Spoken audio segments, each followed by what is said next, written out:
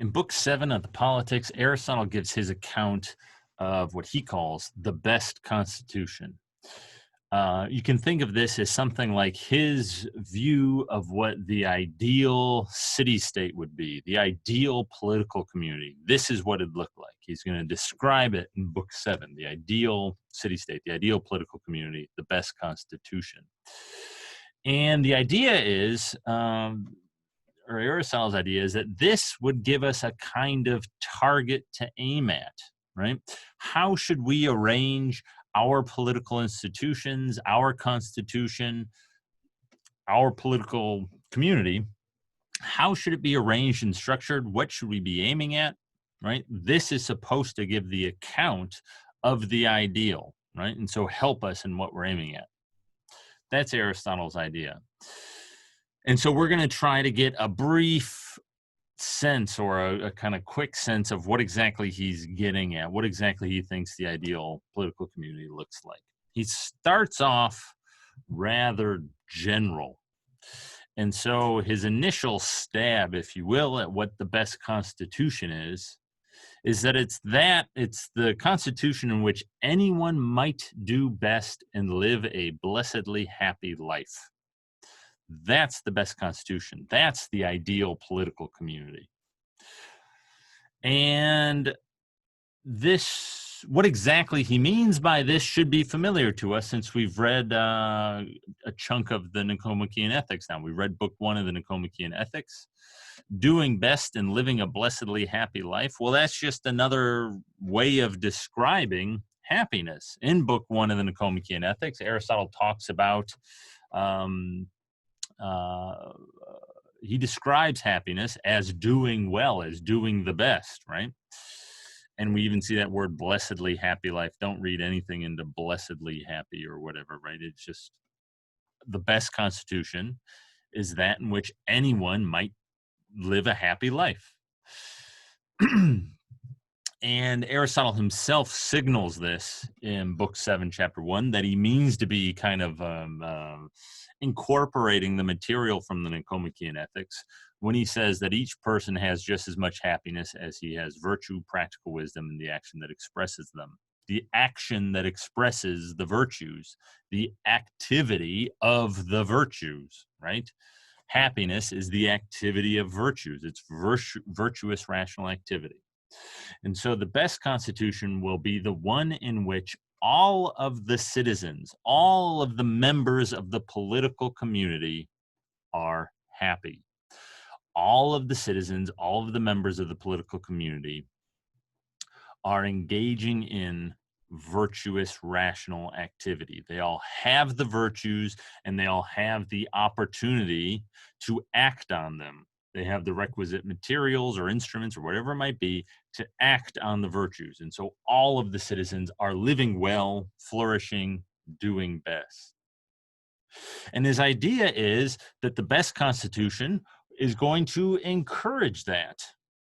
Now, you might think, well, I don't know, okay, what exactly does that mean? How is that different from anything else? Or does that distinguish the best constitution from any other kind of constitution? You might, Aristotle thinks it does. His favorite example is of Sparta. And so if you know anything about Sparta, there was that movie made, I don't know, 15 years ago, 300, where the Spartans all had huge muscles and they had spears and they went and fought and whatever. I don't really remember the movie, but anyways, they're a warlike people, the Spartans, right? They would go fight or whatever. You have the Michigan State Spartans, and it's their mascot's a warrior-looking guy with a helmet and everything. Yeah. The Spartans encouraged courage, according to Aristotle. Their constitution was made to instill courage in the citizens. You might think, well, courage is a virtue, so that's good as far as it goes. And Aristotle would agree. But according to Aristotle, that's all the Constitution did, more or less. It didn't encourage any of the other virtues. All it did was encourage courage. That was a problem because that created a people who was too warlike. Yeah, they had developed the virtue of courage, let's say, but they hadn't developed the other virtues. And they became too warlike, and they weren't able to be at leisure, is the way Aristotle puts it. More generally, you might think they weren't able to develop and appreciate the other virtues. And so they weren't really able to be happy in the full sense. And so that was a kind of defective constitution. That was not the best constitution. I'm trying to be quick about this. You might think, well, I don't know. What about the American Constitution? Yeah, it's even like written into the thing. The pursuit of happiness and so on, life, liberty, and the pursuit of happiness. That's what we're trying to do, or something like that. So, is that like the best Constitution? Well, I don't know. Maybe it depends on what it means. We'll talk about this as we proceed. Maybe we'll touch on it later. When we get to people like Locke, who had a much more direct influence on the Constitution. One way that people think about American political culture, American society, American culture generally, is that it doesn't, that what it encourages is wealth acquisition. That's a very bold claim. You might take issue with it, whatever. We're not going to worry about that right now. But there might be certain things about our society and culture that encourage the pursuit of wealth in particular. And maybe to a kind of excessive degree, right? The kind of, if you make a lot of money, people respect you, you get a place of honor, you can have perhaps undue or outsized influence on political matters. Whatever, that's the dream, is to be super wealthy, and that's what everyone's kind of trying to do. Everyone's striving to make more money and so on. Well, very clearly, Aristotle would be critical of that. He would say that that is not the best constitution. Now, something that's going to become clearer as we proceed, he uses constitution in a very broad sense sometimes. It's not an ideal political community. It's not the best constitution. It's not the best arrangement of people. It's not the best kind of culture. Sometimes he uses constitution to encompass what he calls unwritten laws. So kind of customs, societal expectations, right? That can be thought of as being part of the political community. And it's certainly a societal expectation within our society that, you need to go and be productive, make some money, get a job, make some money, something like that. And that tends to take over or to be central to our thinking about how we should live and what the point of the political community is, right? We often judge presidents and politicians on the basis of their economic policy, on the basis of how well the economy is doing, how much wealth, how much more wealth have we generated, and so on. Well, Aristotle would likely think that this is a misplaced emphasis, and that this might be, if you think this is a true characterization of our culture and society, that our culture and society is defective as far as it goes in this particular regard, because wealth is not really what's important. Yeah, you need some wealth. We've talked about that already. But what's important is being happy, and not being happy in the sense of just doing whatever you want, right? Which is how we tend to think about happiness. But what's important is virtuous, rational activity. And what we want is our culture, our society, our constitution to encourage that. And a critic of contemporary American culture might say, no, far from encouraging, say, temperance or moderation and generosity, our culture encourages, greed. It encourages a certain kind of injustice. It encourages people to kind of look out for themselves and acquire more for themselves. Right? It encourages a certain kind of self-centeredness.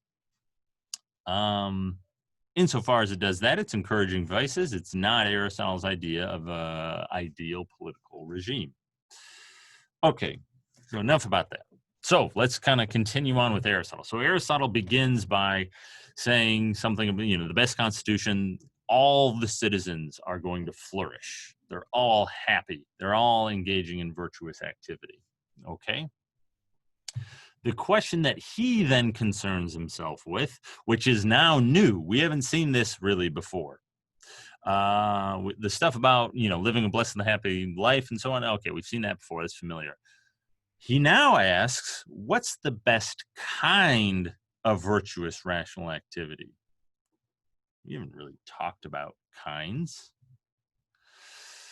Aristotle thinks there are two kinds of virtuous life that one might lead. And it's not that one excludes the other necessarily. It's more a matter of kind of emphasis. What is central to the life? And so the two that he considers, the kind of two options, the two kinds of happiness or virtuous rational activity that he thinks that he considers are what he calls the political life and the contemplative life. And so again, it's not as though these two lives kind of exclude the virtues of the other life. It's a matter of emphasis. What is central to each of the lives? And the way he uses this phrase, the political life, what is a political life? It's a life where the character virtues, what he calls character or moral virtues, sometimes gets translated moral virtues, where those virtues are central. That's what the life is devoted to. What are the character virtues? The virtues we read about in Book 2, Chapter 7. So way back when we were reading Book 2, Chapter 7, there was a whole list of virtues: justice, generosity, courage, temperance, magnanimity, magnificence. I think I got it right. There's a whole bunch of them. Those are the character virtues. A life devoted to those virtues is the political life. That's just one kind of life, according to Aristotle. That's one kind of virtuous rational activity. That's one kind of happy life. And so we're somewhat familiar with that because those are the virtues that we looked at, right? And we talked about them very briefly. The contemplative life is something new. We haven't talked about it yet. We're going to talk about it in greater length in the next video. It is a life of wisdom. Wisdom is not mentioned in Book 2, Chapter 7, because wisdom is not a character virtue. It's a different kind of virtue, according to Aristotle.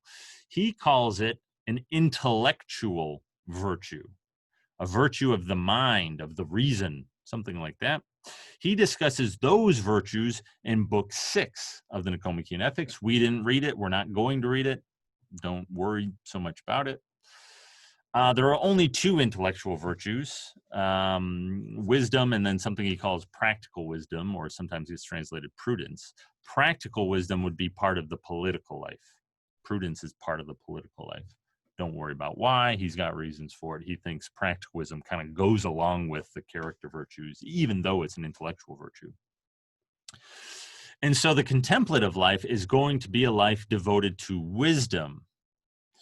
And the life of wisdom, what he has in mind there is something like what we might call the life of the mind, a life devoted to rational scientific investigation, not for the sake of, building big machines and shooting rockets to the moon and all this other, not for the sake of doing these things, but for the sake of knowledge itself, knowing so that we know, because knowledge itself, understanding itself, is intrinsically valuable, right? That's the life of wisdom. That's the life of the mind, developing our intellectual capacities, coming to understand ourselves and the world, and coming to understand these things because that knowledge is itself valuable. Right? That's the life of wisdom. That's what he means by the contemplative life. Right? It's this life of knowledge and understanding. Sometimes also calls it the philosophic life. So he thinks philosophy is part of this kind of life. There's a,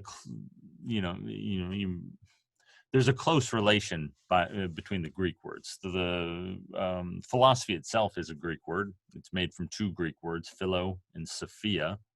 And it means literally love of wisdom. Philo is love of or friend of, and wisdom, or Sophia, is wisdom. And so when he says the life of wisdom, wisdom there is just the word Sophia. And so there's this link between wisdom and philosophy, and it's clear in the Greek. It's not at all clear in English, but so that's why he kind of says, oh, the life of wisdom, the contemplative life, the philosophic life, right? He kind of freely switches between those things. And so now his question is, well, look, we can have a contemplative life, which is a life that is kind of central to that life is wisdom, which is not to say that somebody living the contemplative life is going to be unjust and cowardly and greedy or anything. No. That's not what he's saying. The person living the life of wisdom, they should still be just and courageous and so on. It's just that what occupies most of their time, what their life is really devoted to, is not justice and magnificence and so on. It's wisdom. And by contrast, in the political life, wisdom's not going to be central to that life at all. There's not going to be much of that in a political life. Rather, the political life is going to be devoted to courageous and just actions and so on, right? These other virtues are going to be central to it. And so Aristotle's question is, well, which of these is best? Which of these is better? Or are they the same? Does it not matter? Have your pick, whatever. Is one of these lives better? And if so, which one? According to Aristotle, it makes no small difference how we answer this question and what the right answer to this question is. It makes no small difference when we're thinking about political arrangements, because the answer to this question really is going to give us the target that we should be aiming at in our political arrangements, in our policies, in our institutions. What should we fund? What should we encourage? It makes no small difference whether we take the political life or the contemplative life to be what happiness really and truly consists in. Because if, let's say, it's the contemplative life, well, then we should devote all kinds of public resources to educating people, to institutions of higher learning, and we should do this not so that these people can then go build really good war instruments or whatever so that we can go take it to the Spartans or something like that. No, we should do this so that they can so that the citizens can come to have knowledge, understanding, develop their minds so that they can be happy, because that's what the best kind of happiness consists in, right? We should publicly fund schools and institutions of higher education and so on, and encourage the life of the mind among the citizens, because that's what the point of the political community is making sure the citizens are all happy. By contrast, if we take the political life to be the best kind of happiness, to be what a blessedly happy life really consists in, or fully consistent, something like that, well then, no, don't necessarily fund all those things. Or if we do, right, the real goal, what we're really trying to do is inculcate the virtues, the character virtues in particular, and we want actions devoted to them. And so the funding structure, the institutions that you have might look very, very different than if you think the life of the mind is really the kind of height of human happiness. Moreover, and this will be the last thing, kind of picking up on something we talked about earlier, when Aristotle talks about the ideal political community, the best constitution, he has in mind often, not always, but often, the kind of unwritten laws, the customs or mores of the culture, of the society. And so when he's talking about, well, it makes all the difference. It makes no small difference what answer we take. Yeah, it makes no small difference for the kinds of expectations and pushes, so to speak, that we give to people. If a society takes wealth to be really what happiness consists in, and organizes the political community around that, yeah, you might have certain laws and official institutions that embody that high esteem of wealth or whatever. Sure, that can happen. Um, but there's also just going to be kind of social customs or mores or expectations that encourage that, right? And so, again, kind of picking up on these critics of contemporary American culture, one of the things they're critical of, or that they point out, and that kind of illustrates what I'm trying to talk about right now. In American culture, and it's not just American, but I'm just talking about America because that's kind of what I know, and that's where we are. In American culture, um, there is an expectation that you go after you've graduated high school, that you will go to college and that you'll go do something that you can get a job with, that you'll do something useful. And if you don't, or if you do something else, or what, you can kind of make fun of it, and you can kind of like, well, why would you do that? Why would you study art history? Right there, it kind of defies people's expectations. And so it's kind of, whereas if you were to go into something that has a kind of more obvious tie to some career, that won't raise any eyebrows, right? You major in accounting or something, right? And people just, okay, great, you want to be an accountant. You major in philosophy, people say, huh, why are you doing that? Um, that illustrates the kind of expectations, the customs or mores, right? There's not some official law written down somewhere saying you better go do something useful with your higher education or whatever. No, it's just a kind of societal expectation. And in Aristotle's view, what that expectation kind of gives voice to, or derives from even, would be this idea, he might say, or an Aristotelian might say, it derives from this idea that wealth, or doing what you want, that's really what you want out of life. And Aristotle was right. It makes no small difference what we take happiness ultimately to be, whether a community takes it to be wealth, or they take it to be the political life or the contemplative life. Because what you take it to be, what a society takes it to be, that's also going to inform these kind of unwritten laws, these expectations, these social expectations. Yeah. That's Aristotle's idea. So what happiness is understood to be by the political community informs just all of the society, all of the community, in written ways, in the institutions and funding decisions, but also in these kind of unwritten ways, in societal expectations. And so we need to get clear about what exactly happiness is if we're ever going to have something like a good, ideal political community.